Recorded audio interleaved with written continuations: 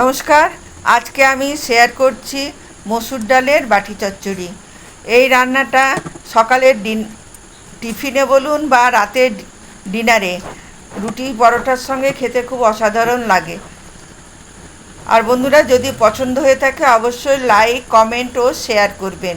আর যে সকল বন্ধুরা আমার ইউটিউব চ্যানেল থেকে দেখছেন তারা অবশ্যই সাবস্ক্রাইব করে আমাকে এগিয়ে নিয়ে যাওয়ার সাহায্য করবেন। আর ফেসবুক পেজ থেকে দেখলে অবশ্যই পেজটাকে ফলো করে দেবেন।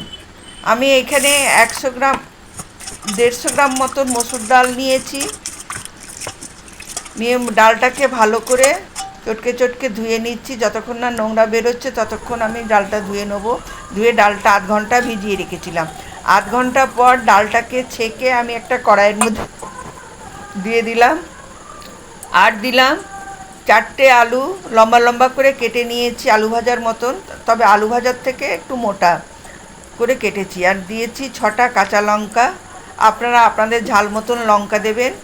আর 3টে পেঁয়াজ, আর একটা মাঝারি সাইজের টমেটো দিয়ে ভালো করে ধুয়ে আমি এর মধ্যে দিয়ে দিলাম।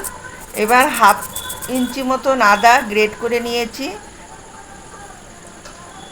আদা গ্রেট করে দিয়ে দিলাম। আর দেবো 4টে রসুনের কোয়া। রসুনের কোয়াগুলো আমি গ্রেট করে দিয়ে দিলাম।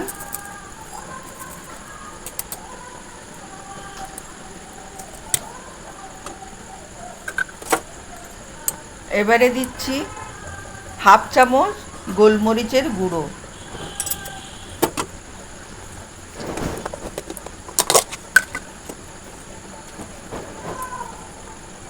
আর 1 চামচ জিরে ধনে বাটা দিয়ে ভালো করে হাত দিয়ে আমি এটা মেখে নিচ্ছি। এই রান্নাটাকে বলে হাতে মাখা মসুর ডালের বাটি চচ্চড়ি। এটা সকালের টিফিনে বা রাতের ডিনারে রুটি পরোটার সঙ্গে খুব ভালো লাগে।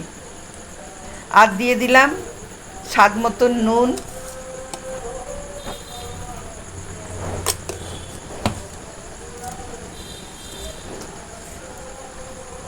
হাফ চামচ মতন হলুদ,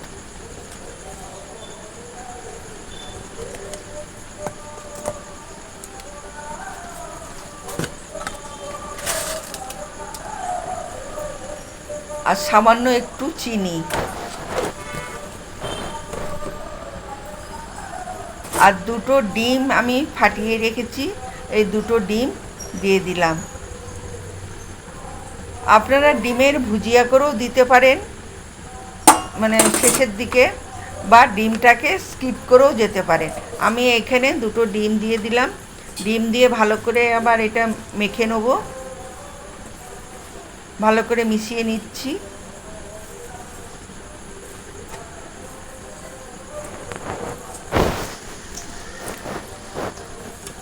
আর দিয়ে দেবো তেল।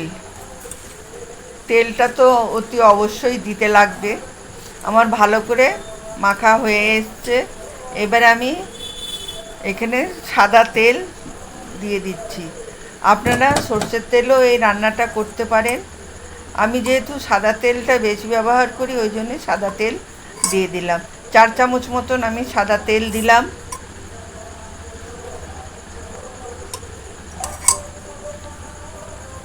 এবার তেল দিয়ে ভালো করে মেখে আমি আধ ঘন্টার জন্য ঢাকা দিয়ে রেখে দেবো রেস্টে।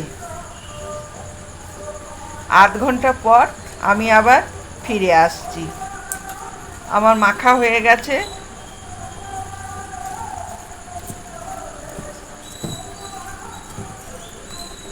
এবারে ঢাকা দিয়ে দেবো।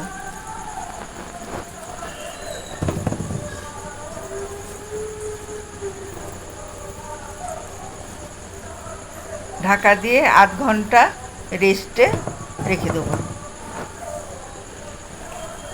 আধ ঘন্টা পর আমি আবার ফিরে আসছি।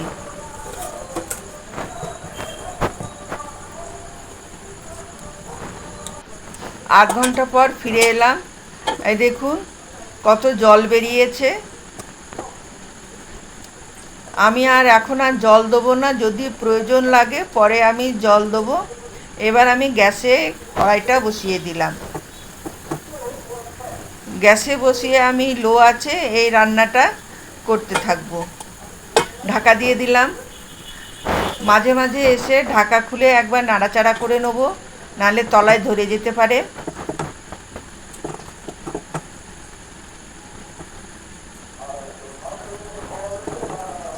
আবার ঢাকা দিয়ে দিলাম।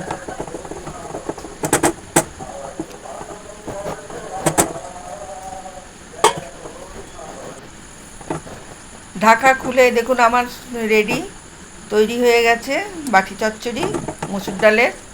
এবারে আমি কস্তুরি মেথি একটু ড্রাই রোস্ট করে দিয়ে দিলাম।